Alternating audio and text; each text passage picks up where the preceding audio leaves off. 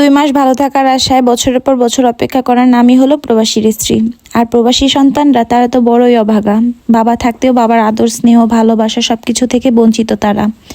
বছরের পর বছর অপেক্ষা করে তাদের বাবা আসবে, সেই প্লেনের দিকে তাকিয়ে থাকে। আকাশ দিয়ে কখনো প্লেন গেলে সেখান থেকে তারা অবুঝ মনে বলতে থাকে বাবা আসছে, বাবা আসছে। আর এই মুহূর্তটা আজকে থেকে আমাদের জীবনে আবারও নতুন করে শুরু হলো। এত বেশি ভালোবাসা না ও বন্ধু, এত বেশি কাছে আইসো না বন্ধু গো, দূরে গেলে সইতে পারবো না। আসসালামু আলাইকুম এভরিওয়ান, আশা করি সবাই ভালো আছেন। আল্লাহর রহমতে আমিও ভালো আছি, কিন্তু মনটা ঠিক তেমন ভালো নেই। দীর্ঘ 1 মাস 20 দিন ছুটি কাটিয়ে আপনাদের ভাইয়া আবারও সেই সুদূর প্রবাসে চলে যাচ্ছে। মনটা ভীষণ খারাপ, তারপরও বিদায় দিতে হবে। খুশির দিনটা হয়তো বা বেশি সময় থাকে না। শুধুমাত্র প্রবাসীর বউরাই এই কষ্টটা বুঝতে পারে যে বিদায় দেওয়াটা কতটা কষ্টের। প্রত্যেকবার হয়তো বা আমি আপনাদের ভাইয়াকে বিদায় একা দিই, কিন্তু এবার আমার বাবুটাও তার বাবাকে বিদায় দিচ্ছে। সে হয়তো বা বুঝতেও পারছে না যে আজকে তার বাবা চলে যাচ্ছে সেই সুদূর প্রবাসে।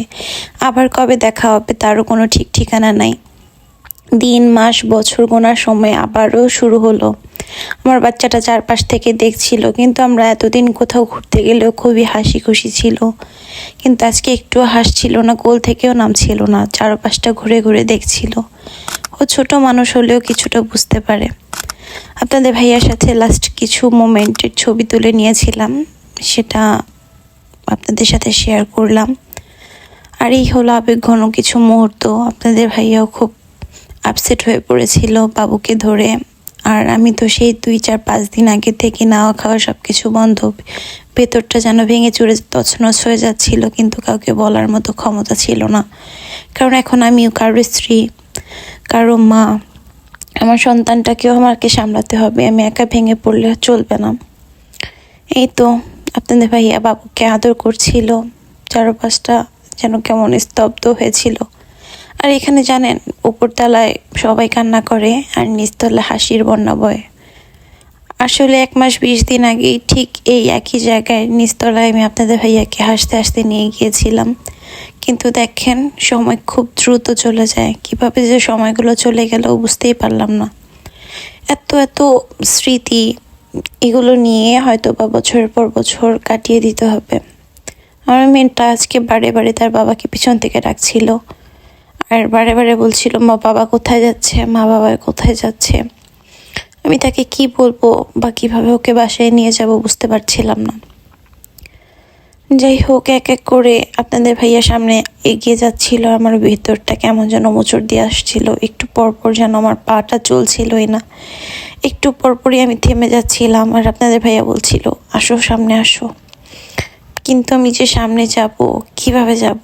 আর তা দেখেন, একটু আগেই সিএনজিতে করে আমরা সবাই একসাথে আসছি, কিন্তু যাওয়ার সময় আমি এবং আমার বাবু একসাথে চলে যাব।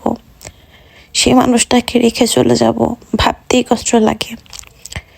তারপরও এত কিছুর পর মনটাকে পাষাণ দিয়ে বিদায় তো দিতেই হবে। কিন্তু সবসময় দোয়া করি আমার স্বামী সহ সকল প্রবাসীরা সেই দূর প্রবাসে ভালো থাকুক। হয়তো বা আমরা আমাদের কষ্টটা প্রকাশ করি। আমি তো আমার আছি, তুই আছিস তো, এ কেমন ভালোবাসা কাটে না রে ঘোর। আমি তো আমার আছি, তুই আছিস তো, এ কেমন ভালোবাসা কাটে না রে ঘোর। আমি প্রতিনিয়তই আপনাদের সাথে কোনো না কোনো ভিডিওতে ভয়েস ওভার দিই, তখন কখনো এরকমটা লাগে না। কিন্তু আজকে প্রত্যেকটা ভয়েস দেওয়ার সাথে সাথে এতটা আবেগী হয়ে যাচ্ছিলাম, ভিতরটা যেন দুমড়ে মুচড়ে যাচ্ছিল, বারে বারে থেমে যাচ্ছিলাম, আর কি বলবো বুঝতে পারছিলাম না। যাই হোক, এটা আমার লাইফের সবচেয়ে কষ্টের একটা ভিডিও। তুমি আরেকবার আসিয়া যাও মোরে কান্দাইয়া, তুমি আরেকবার আসিয়া যাও মোরে কান্দাইয়া, আমি মনের সুখে একবার কান্দি যাই। বুকে দারুণ খরা, চোখের পানি চোখে নাই, আরেকবার আসিয়া যাও মোরে কান্দাইয়া। তুমি আরেকবার আসিয়া যাও মোরে কান্দাইয়া। না পারিলাম বাঁচতে আমি, না পারিলাম মরতে, না পারিলাম পিড়িতে রই সোনার পাখি ধরতে। আমি একুল থেকে অকুল গেলাম, ঘাটে ঘাটে চোখ রাখিলাম, আশায় আশায় ছিলাম যদি তোমার দেখা পাই, আরেকবার আসিয়া যাও মোরে কান্দাইয়া। তুমি আরেকবার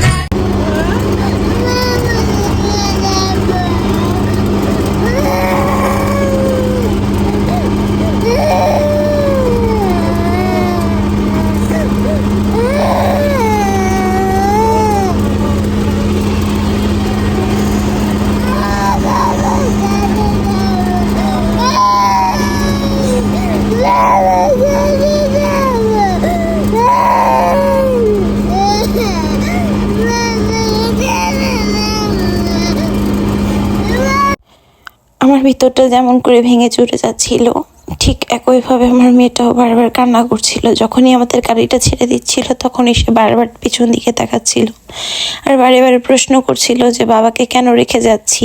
কেন আসে দিল তোকে কাছে না পাওয়ার, কেন আসে দিল তোকে চোখে হারাবার, কি উপায় ফেরা যায় তোর স্বপ্নতে আবার, রে মন উদাসী একা ফেলে পালালি কোথায়।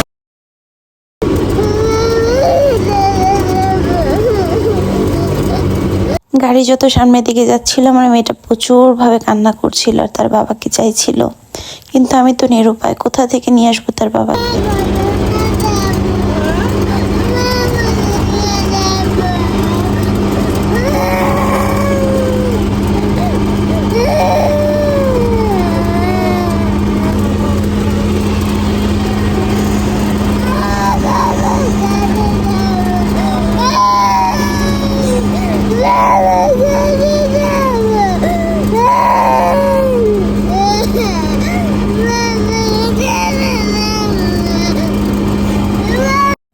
আসলে কি সবাই মনে করে প্রবাসীর বউরা অনেক সুখী, প্রবাসীর সন্তানরা খুবই আনন্দে থাকে, খুব বিলাসবহুল জীবনযাপন করে। আসলে এটা ভুল। প্রিয় মানুষ তার সন্তানের কাছে, তার স্ত্রীর কাছে যখন না থাকতে পারে, এর চাইতে আর কষ্টের কিছু নাই। একজন রিক্সাওয়ালাও যখন দিন শেষে কাজ করে 500 টাকা নিয়েও বাসায় আসে, তখনও তার পরিবারকে নিয়ে সে বসবাস করতে পারে, তখন তার কাছে অন্যরকম একটা প্রশান্তি কাজ করে, যা কিনা মনে করেন লাখ লাখ টাকা, কোটি টাকা দিয়েও কেনা যায় না।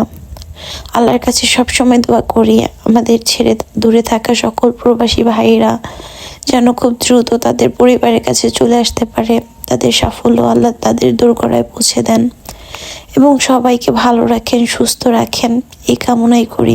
আমি তো আমার আছি, তুই আছিস তো, এ কেমন ভালোবাসা কাটে না রে ঘোর। আমি তো আমার আছি, তুই আছিস তো, এ কেমন ভালোবাসা কাটে না রে ঘোর।